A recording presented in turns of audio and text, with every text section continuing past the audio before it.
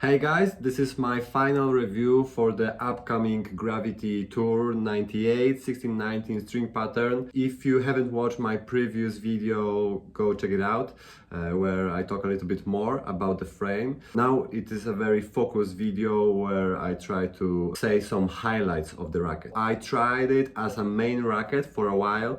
I tried several setups. I tried to tweak it to my needs, and I decided to share it with you. To keep things short, first I will say that in my opinion, Head Gravity Tour is a direct racket to compete with Yonex Camp, especially Vcore 98 Tour, and to some extent Ezone.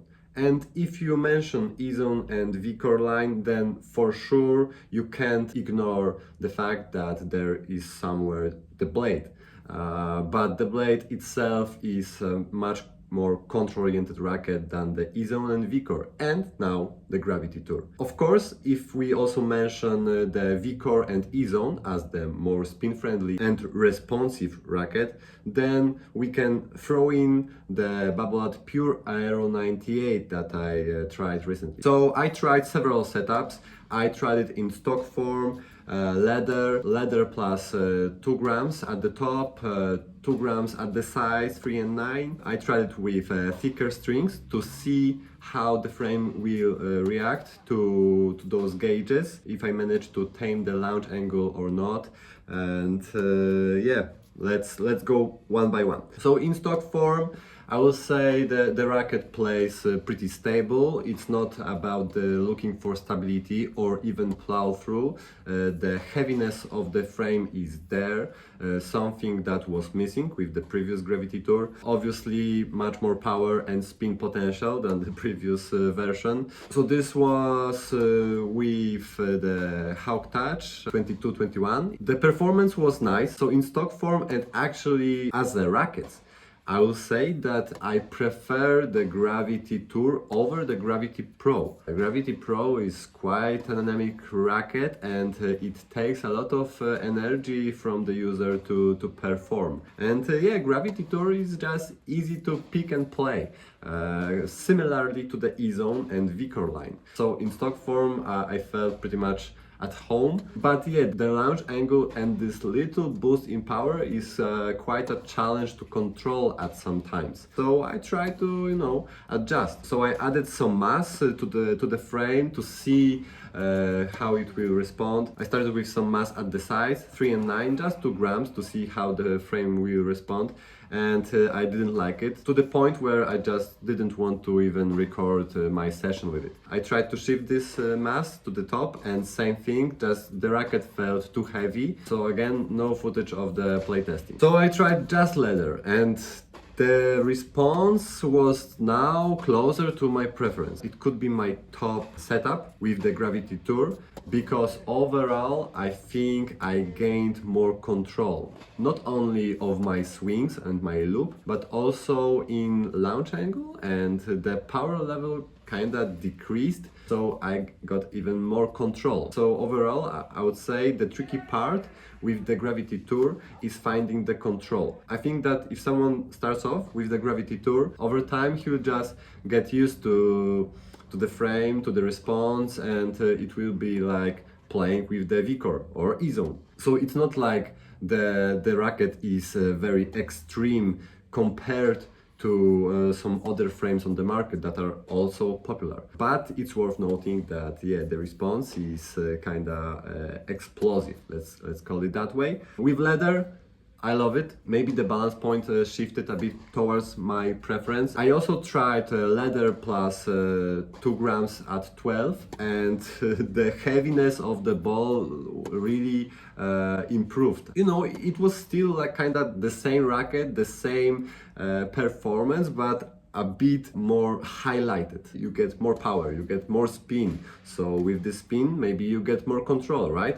If you get more power, try to look for spin, or try to lower the response to get this control of the higher launch. So there are many ways how you can kind of find your best setup. So the question is, did I like it more than with just the leather. And one thing I just remembered is with leather, my backhand was feeling kinda light. In stock form, my backhands were better. With leather, my forehand was better. So that's how I kinda figured, okay, let's try to add some mass to this setup with a leather. But the overall explosiveness of the frame jumped to the point where sometimes I was just hitting a bit too long. So it was kinda in the territory of the Yonex Vcore 98 Tour. So if you decide to hit big, it better be a shot that will give you a deciding point. And I am not kinda this type of player. I want to be patient. I want to feel the ball. I want to feel the point. I want to construct the point. This setup was a bit too explosive for me, but very fun to play with. I didn't have any issues with how fast or slow the racket felt. It was kinda like my usual picks, I would say. So maybe on a slightly heavier side. So compared leather versus leather and 2 grams at 12, I would say leather was a slightly better balanced racket for my playstyle. The only missing thing was trying thicker strings, right? I tried Signum Pro Firestorm 130 at a slightly higher tension from the frame. I used the same tension that I'm using in the Whiteout 1619 customized, and I was using similar tension and strings in my Angel TC95 1619. So I was kinda expecting to get similar control without limiting the forgiveness and spin potential, but it didn't work that well. I lost a bit of this forgiveness. The limit in spin potential was a bit too much, to the point where I kinda lost all the benefits that the Gravity Tour was trying to give me from the start. So yeah, the frame played the best with Hawk Touch for me, and I would probably have to pick between just leather or leather plus 1 gram or 2 grams at the top, and adjust the tension with Hawk Touch. I think Hawk Touch kinda plays best because it is a contour-oriented string, but it is also on a softer side compared to some other controlled strings, and the pocketing is great, so you have the ball a bit longer on the strings. The ball kinda slides a little bit on the strings. It gave me even more sense of control and higher spin potential. Maybe I would also try Solinco Turbite or Turbite Soft 125 to just see the other extreme setup with maximized spin potential. Oh guys, and I also tried the Vcore 98 Tour. I wanted to compare how the Gravity Tour will take similar strings. I wanted to see how Gravity Tour will respond to these thicker gauges. I tried it with the Vcore Tour with same string, Firestorm, and I think that the Gravity Tour took this string a little bit better. With the Vcore 98 Tour, it was just too boardy with same tension. That means I actually prefer the Gravity Tour over the Yonex Vcore 98 Tour. And if you follow me, you know that I prefer the Vcore 98 Tour over the Ezone. So it means from those 3 rackets, Vcore Tour, Gravity Tour and the Ezone, Gravity is my pick.